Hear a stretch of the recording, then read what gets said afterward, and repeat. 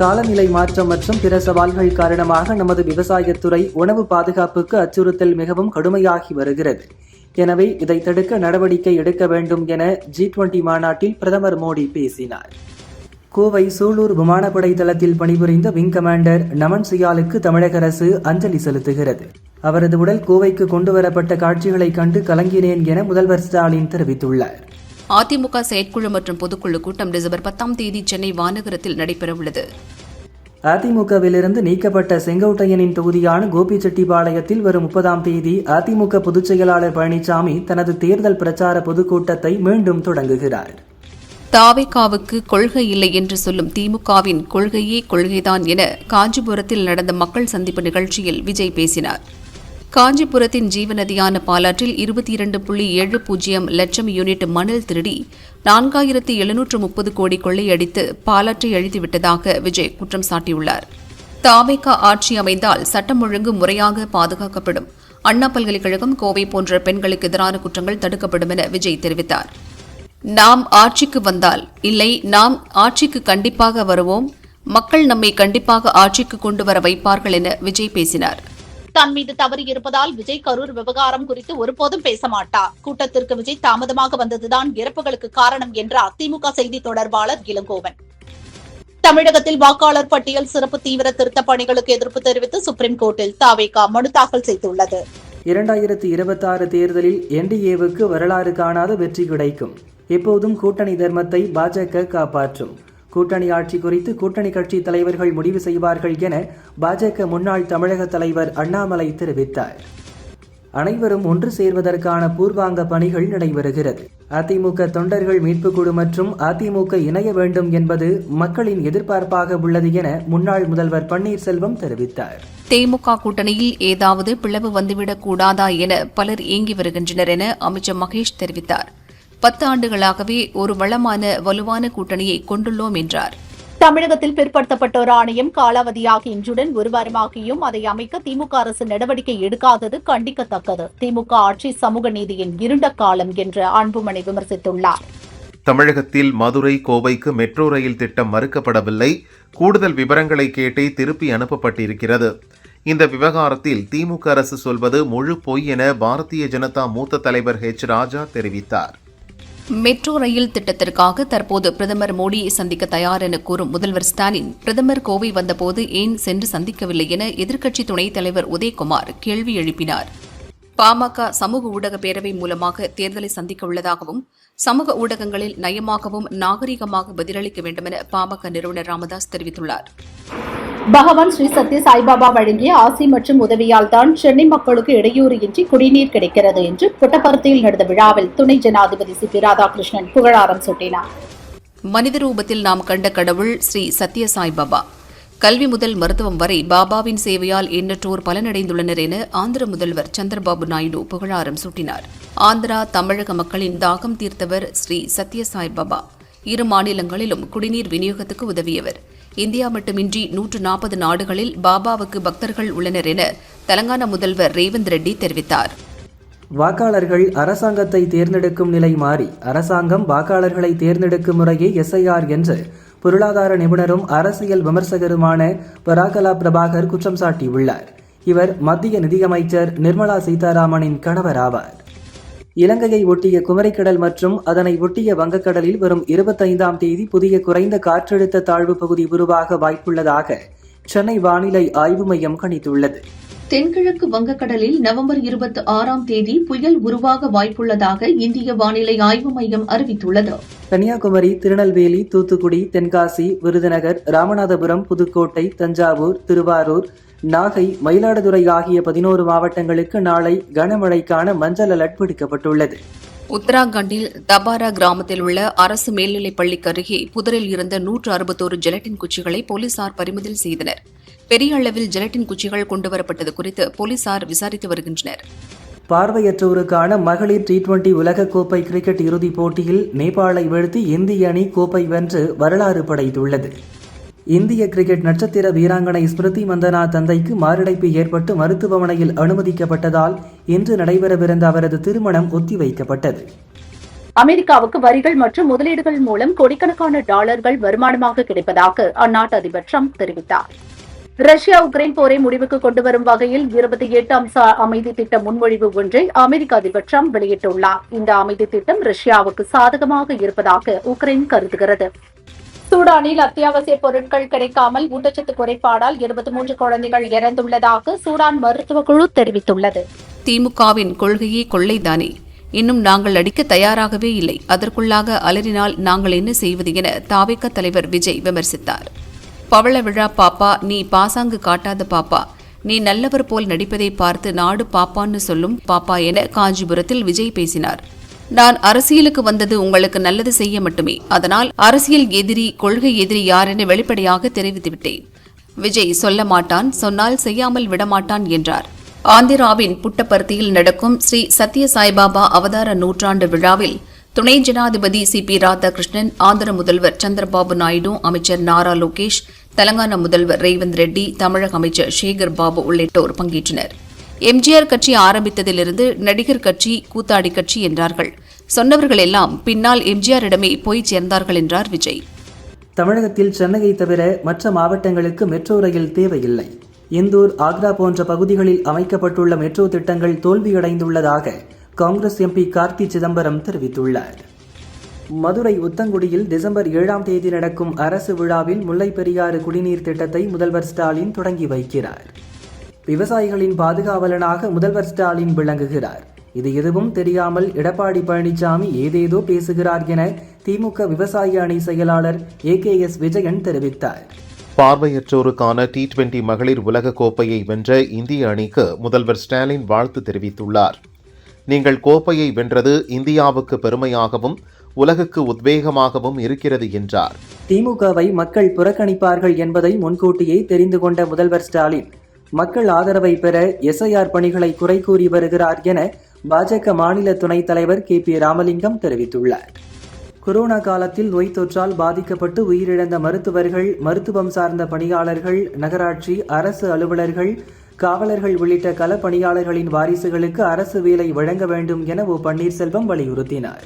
விழுப்புரம் அருகே பெண் ஒருவரை 6 மாதமாக மிரட்டி தொடர் பாலியல் வன்கொடுமைக்கு ஆளாக்கிய திமுக ஒன்றிய செயலாளரை உடனே கைது செய்ய வேண்டும் என சி.வி. சண்முகம் MP கூறினார். சண்டிகருக்கு தனியாக துணைநிலை கவர்னர் நியமிக்கப்படுவதற்கு எதிர்ப்பு தெரிவித்துள்ள பஞ்சாப் முதல்வர் பகவந்த் மான், இது ஒரு கடுமையான அநீதி.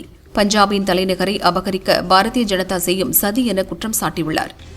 புதியதாக 6 பெட்டிகள் கொண்ட 28 ரயில்களை வாங்க சென்னை மெட்ரோ ரயில் நிர்வாகம் முடிவு செய்துள்ளது. அதற்காக 2036 கோடிக்கு டெண்டர் விடப்பட்டுள்ளது. திமுகவின் கொள்கையே கொள்ளைதானே, இன்னும் நாங்கள் அடிக்க தயாராகவே இல்லை, அதற்குள்ளாக அலறினால் நாங்கள் என்ன செய்வது என தாவேக தலைவர் விஜய் விமர்சித்தார். விஜயின் மக்கள் சந்திப்பு நிகழ்ச்சியில் QR குறியீட்டுடன் கூடிய நுழைவுச்சீட்டு அளிக்கப்பட்டுள்ள 2000 பேர் மட்டுமே கலந்து கொள்ள அனுமதிக்கப்படுவர். வேறு யாருக்கும் அனுமதி கிடையாது என அறிவிக்கப்பட்டுள்ளது. மரியாதை நிமித்தமாக சந்தித்து நலம் விசாரித்தோம், அரசியல் ரீதியாக எதுவும் பேசவில்லை என கரூரில் நடந்த திருமண விழா ஒன்றில் அண்ணாமலையை சந்தித்தது குறித்து டிடிவி தினகரன் விளக்கம் அளித்துள்ளார். தமிழ் வளர்ச்சிக்கு திமுக அரசு ஒதுக்கிய நிதி எவ்வளவு என உதயநிதிக்கு கேள்வி எழுப்பிய பாஜக மாநில தலைமை செய்தி தொடர்பாளர் நாராயணன் திருப்பதி, தமிழ் வளர்ச்சி என்ற பெயரில் அவர்கள் செய்து கொண்டிருக்கும் தகுதித்தங்கள் வெளிவரும் என தெரிவித்துள்ளார். தமிழக அரசு பொறுப்பு DGPயை வைத்து காலம் தள்ளுகிறது, அதனாலேயே சட்டம் ஒழுங்கு தமிழகத்தில் சந்தி சிரிக்கிறது என பாஜக மாநில முன்னாள் தலைவர் அண்ணாமலை தெரிவித்தார்.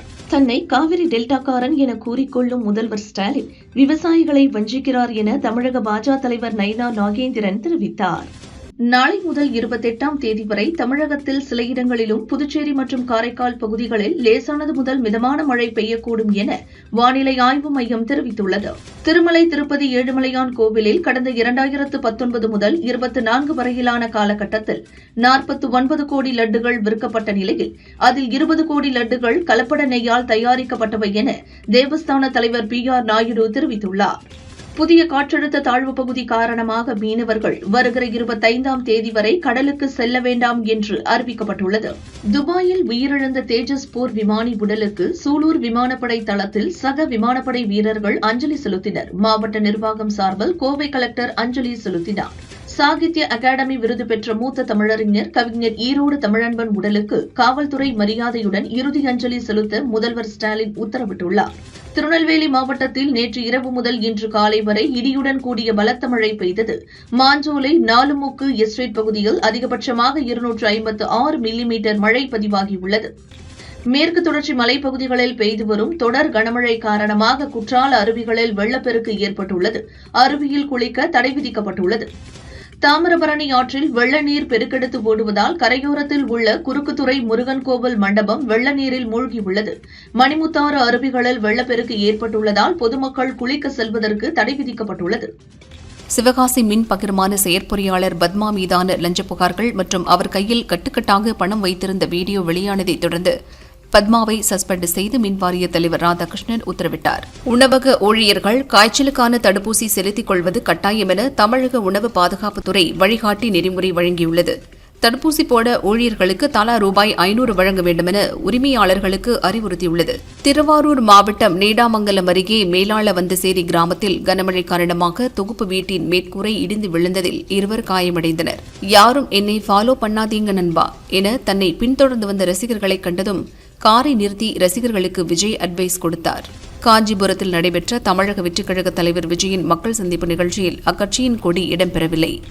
கன்னியாகுமரி மாவட்டத்தில் பெய்து வரும் தொடர் மழையால் கோதை ஆற்றில் வெள்ளப்பெருக்கு ஏற்பட்டு திருப்பரப்பு அருவியில் நீர் ஆர்ப்பரித்து கொட்டுகிறது. இதனால் டூரிஸ்டுகள் குளிக்க தடை விதிக்கப்பட்டது. திருச்செந்தூர் சுப்பிரமணிய சுவாமி கோவில் முன் உள்ள கடல் என்று திடீரென பல அடி தூரத்திற்கு உள்வாங்கியது. கடலுக்குள் இருக்கும் பாசி படிந்த பாறைகள் வெளியே தென்பட்டன. கொடைக்கானலில் காலை நேரத்தில் நிலவிய சாரல் மற்றும் பனிமூட்டங்கள் நடுவே டூரிஸ்டுகள் படகு சவாரி மற்றும் குதிரை சவாரி மேற்கொண்டு மகிழ்ந்தனர். தூத்துக்குடி, தென்காசி, நெல்லை, கன்னியாகுமரி ஆகிய மாவட்டங்களுக்கு மிக கனமழை எச்சரிக்கை விடுக்கப்பட்ட நிலையில் 4 மாவட்டங்களிலும் உரிய முன்னெச்சரிக்கை நடவடிக்கை மேற்கொள்ளுமாறு மாவட்ட நிர்வாகத்திற்கு தமிழக அரசு அறிவுறுத்தியுள்ளது.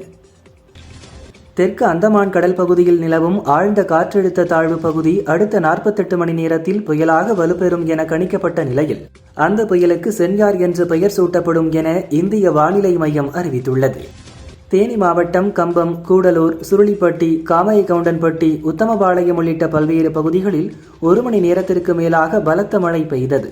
சாலைகளில் மழைநீர் வெள்ளம் போல் பெருக்கெடுத்து ஓடியது. டெல்லியில் காற்று மாசு காரணமாக 5ஆம் வகுப்பு வரையிலான மாணவர்கள் ஆன்லைனில் கல்வி கற்க அனுமதிக்கப்பட்டது. பார்லிமெண்ட் குளிர்கால கூட்டத்தொடர் வருகிற 1ஆம் தேதி தொடங்குகிறது. 19ஆம் தேதி வரை நடைபெறும் இந்த தொடரில் 10 மசோதாக்களை நிறைவேற்ற மத்திய அரசு திட்டமிட்டுள்ளது. யமுனை நதி மாசுபாட்டை கட்டுப்படுத்துவதில் அரசின் நடவடிக்கைகள் அதிர்ச்சி அளிக்கும் வகையில் உள்ளதாகவும், இப்படியே தொடர்ந்தால் தில்லி தொழில்துறை மற்றும் உள்கட்டமைப்பு மேம்பாட்டுக் கழகத்தை மூடுவதற்கு உத்தரவிடுவோம் எனவும் தில்லி ஹைகோர்ட் எச்சரிக்கை விடுத்துள்ளது. மயிலாடுதுறை மாவட்டம் திருவாவடுதுறை கோமுக்தீஸ்வரர் கோவில் தியாகராஜ சுவாமி புதிய தேர் திருப்பணியை குருமகா சன்னிதானம் ஸ்ரீலஸ்ரீ அம்பலவான தேசிய பரமாச்சாரிய சுவாமிகள் திருமுன்னர் சிவாச்சாரியார்கள் சிறப்பு பூஜைகள் செய்து தொடங்கி வைத்தனர். கொடைக்கானல் சாய் ஸ்ருதி வளாகத்தில் பகவான் சத்திய சாய் பாபாவின் 100வது பிறந்த தின விழா கோலாகலமாக கொண்டாடப்பட்டது. சுமார் 6000 ஏழை எளியோர்களுக்கு கம்பளிகள் மற்றும் உடைகள் வழங்கப்பட்டது.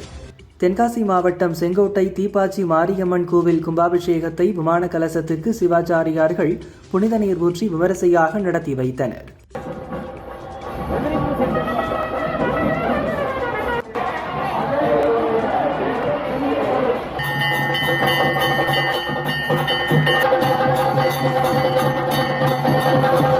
திருச்சி ஸ்ரீரங்கத்தில் ரங்கநாயகி தாயார் ஊஞ்சல் உற்சவ வைபவம் விமர்சையாக நடைபெற்றது. தாயாருக்கு மங்கள ஆரத்தி காண்பிக்கப்பட்டது. இந்திய கிரிக்கெட் அணியின் வீரர் ஸ்ரேயாஸ் ஐயர் காயம் காரணமாக மார்ச் வரை எந்த போட்டியிலும் விளையாட முடியாது என்று கிரிக்கெட் வாரியம் வட்டாரங்கள் தெரிவிக்கின்றன. இந்தியா தென்னாப்பிரிக்கா இடையிலான 2வது டெஸ்ட் கிரிக்கெட் போட்டியில் தென்னாப்பிரிக்க வீரர் முத்துசாமி சதமடித்து அசத்தினார். ஆஸ்திரேலிய ஓபன் பேட்மிண்டன் போட்டியில் ஆண்களுக்கான ஒற்றையர் பிரிவில் இந்திய வீரர் லக்ஷயா சென் இறுதிப் போட்டியில் ஜப்பானின் யூஷி டனகாவை 21-15, 21-11 என்ற நேர் செட் கணக்கில் வீழ்த்தி சாம்பியன் பட்டம் வென்றார். SRO மோட்டார் ஸ்போர்ட்ஸ் குழுமம் நடிகர் அஜித் குமாருக்கு gentleman driver of the year 2025 விருது வழங்கி கௌரவித்துள்ளது. இத்தாலியில் நடந்த விருது வழங்கும் விழாவில் அஜித் குமார் குடும்பத்துடன் கலந்து கொண்டு விருதினை பெற்றுக் கொண்டார். திருமலை திருப்பதி ஏழுமலையான் கோயிலில் நடிகை நிக்கி கல்ராணி VIP தரிசனத்தில் பங்கேற்று சாமி தரிசனம் செய்தார். அவருக்கு வேத பண்டிதர்கள் தீர்த்த பிரசாதம் வழங்கி வேத ஆசிர்வாதம் செய்து வைத்தனர். ஒரு நாளைக்கு 10 இட்லி 10 தோசை என எனக்கு பிடித்ததை விரும்பும் அளவுக்கு முழு மனதுடன் சாப்பிடுகிறேன். எவ்வளவு சாப்பிட்டாலும் குண்டாக மாட்டேன். உடற்பயிற்சி செய்கிறேன் என நடிகை கீர்த்தி சுரேஷ் கூறினார். ஹிந்தியில் அதிரடி ஆக்ஷன் படமாக வெளியான படம் கில். இதை தமிழ் தெலுங்கில் ரீமேக் செய்வதற்கான பணிகளை தெலுங்கு இயக்குனர் ரமேஷ் வர்மா மேற்கொண்டு வந்தார். தமிழ் ரீமேக்கில் துரு விக்ரம் நடிப்பதாக செய்தி வெளியானது. இந்நிலையில் திடீரென அப்படத்திலிருந்து விலகியுள்ளார் துரு. இயக்குனர் ஒருவரின் அறிவுரையை ஏற்று விலகியதாக கூறுகின்றனர். நடிகை மிருணால் தாக்கூர் சமீபத்தில் அளித்த பேட்டியில், நடுத்தர குடும்பத்தைச் சேர்ந்தவர்கள் நாங்கள். எங்களது குடும்பத்தைச் சேர்ந்த ஒருவர் தனது காரில் எனது அம்மாவை ஏற்ற மறுத்தார். அந்த அவமானத்தில் கண்டிப்பாக சொந்தமாக கார் வாங்கி அம்மாவை அழைத்து செல்ல முடிவு செய்தேன். அதனால் பென்ஸ் கார் வாங்கினேன். இப்போது என் அம்மாவை வைத்து பெருமையாக ஓட்டி செல்கிறேன் என்றார். கீர்த்தி சுரேஷ் நடித்த ரிவால்வர் ரீட்டா படம் நவம்பர் 28 வெளியாகிறது. பட ப்ரமோஷன் நிகழ்ச்சியில் பேசிய கீர்த்தி சுரேஷ், முன்பெல்லாம் சாப்பாடு விஷயத்தில் கட்டுப்பாட்டை கடைபிடிக்காமல் உடல் பெருத்திருந்தேன். இதற்காக கடந்த ஓராண்டாக தீவிர உணவு கட்டுப்பாட்டை கடைபிடித்து 10 கிலோ வெயிட் குறைத்திருக்கிறேன். உடல் ஆரோக்கியத்தில் கவனம் செலுத்துகிறேன். யோகா பயிற்சி செய்வதால் என் உடலும் மனதும் ஆரோக்கியமாக உள்ளது என்றார். வளர்ப்பு நாய்களுக்கு உரிமம் பெற சென்னை மாநகராட்சி கட்டணம் வசூலிப்பதற்கு எதிர்ப்பு தெரிவித்த நடிகை நிவேதா பெத்துராஜ், தெருநாய்களை பாதுகாப்பது அரசின் கடமை, அதற்குதான் ஓட்டு போட்டுள்ளோம் என்றார். டீசல் படத்தை தொடர்ந்து லிப்ட் பட இயக்குனர் வினீத் வரப்பிரசாத் இயக்கத்தில் தனது 15வது படத்தில் நடித்து வருகிறார் ஹரிஷ் கல்யாண். நாயகியாக பிரீத்தி முகுந்தன் நடிக்கிறார். மலையாளம் நடிகர் செம்பியான் வினோத் மற்றும் தெலுங்கு நடிகர் சுனில் ஆகியோர் முக்கிய கதாபாத்திரங்களில் நடிக்கின்றனர். இப்படத்திற்கு தாஷமக்கான் என தலைப்பு வைத்துள்ளனர். விரைவில் வெளியாகிறது. நடன இயக்குனர், நடிகர் மற்றும் இயக்குனர் பிரபுதேவா. இவர் தமிழ், தெலுங்கு, ஹிந்தி மொழிகளில் படங்களை இயக்கியுள்ளார். தெலுங்கில் கடைசியாக 2007இல் சிரஞ்சீவியை வைத்து சங்கர் தாதா ஜிந்தாபாத் படத்தை இயக்கினார். தற்போது 18 ஆண்டுகளுக்கு பிறகு தெலுங்கில் படம் இயக்க உள்ளார். கண்ணப்பா படத்தில் நடித்த விஷ்ணு மஞ்சு நாயகனாக நடிக்கும் இப்படம் கமர்ஷியல் கதையாக உருவாகிறது. நெல்சன் திலீப் குமார் இயக்கத்தில் ரஜினி நடித்து வரும் ஜெயிலர் 2 படத்தில் ரம்யா கிருஷ்ணன், மிர்னா, சிவராஜ்குமார், மோகன்லால், எஸ்.ஜே. சூர்யா, பாலிவுட் நடிகர் மிதுன் சக்கரவர்த்தி என நட்சத்திர பட்டாளமே நடிக்கிறது. இறுதிக்கட்ட படப்பிடிப்பு நடந்து வரும் சூழலில் ரஜினி பிறந்த நாளான டிசம்பர் 12இல் ஜெயிலர் 2 கிளிம்ஸ் வீடியோ வெளியிட படக்குழு திட்டமிட்டுள்ளது. ஹிந்தியில் தனுஷ் நடித்து ஆனந்த் எல்ரா இயக்கிய தேரே இஷ்க் மெயின் படம் நவம்பர் 28இல் ரிலீஸ் ஆகிறது. படம் தொடர்பாக தனுஷ் பேசுகையில், எனக்கு ஏன் காதல் தோல்வி ரோல்களை கொடுக்கிறீர்கள் என இயக்குனரிடம் கேட்டேன். அதற்கு உங்களை பார்க்கும்போது மிகப்பெரிய காதல் தோல்வி கொண்ட மனிதனின் முகச்சாயல் உள்ளது என கூறினார். இதனை நான் பாராட்டாகவும் பாசிட்டிவாகவும் மட்டுமே பார்க்கிறேன் என்றார்.